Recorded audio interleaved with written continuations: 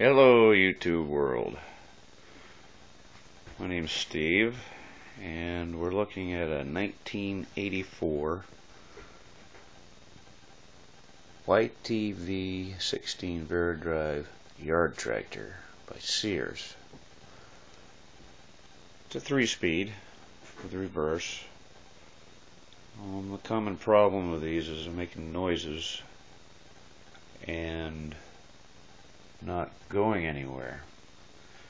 I bought this tractor recently. It's beautiful shape, just like brand new. I noticed a lot of noise coming out of the transaxle, and first look, physically everything looked fine. It came with an extra gear, and the guy told me he had it welded at a machine shop at the mill, and looking at it, I don't trust putting all this time and energy into something that's not going to work or cause any more damage to the casing or other parts in the future. So this is what I found on this one here. It's a better look from the angle. As I turn it, you can see that's how it's supposed to look, and then there's the bevel gear that's supposed to be a taper, smooth taper, and it's wore out. Near as I can figure, whoever did replace the gear never did further inspection on the top gear. Comes from the pulley and meshes with it.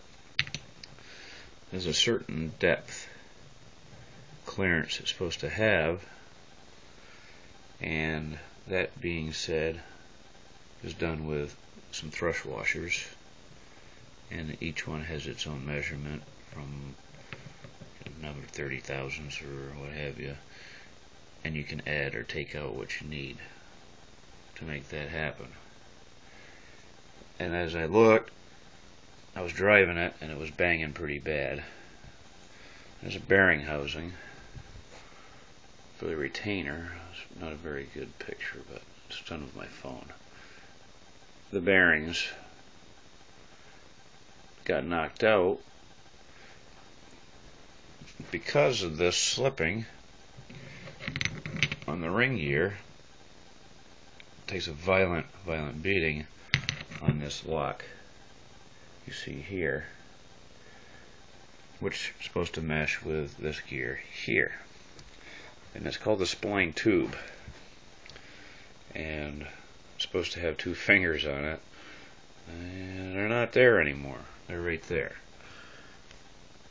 and that would cause a problem for the motivation of this unit. It's hard to do this with and the parts are hard to find anymore. So I'm in a dilemma. If anybody knows of any parts that I can find for this transaxle, everything else is in beautiful shape. The casing's in good shape. This can all be done pretty much with your home tools, homeowner's tools, just a simple socket set and some screwdrivers and maybe a rubber mallet. But when it comes time to set the gap, the tolerance, it's not like a vehicle rear end. That way you have to be pretty precise, very precise on that.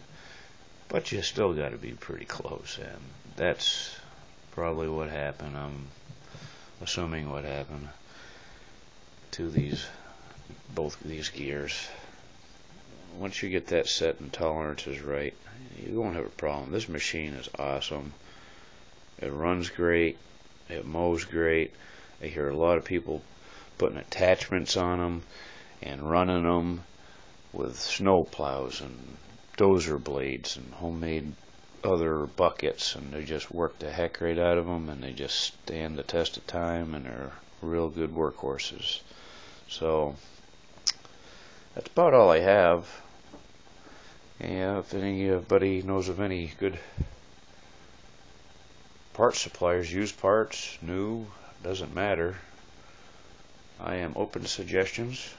Go ahead and leave a comment, and thank you for your time, and have a great day, and I'll let you know how I make out with this project. Take care.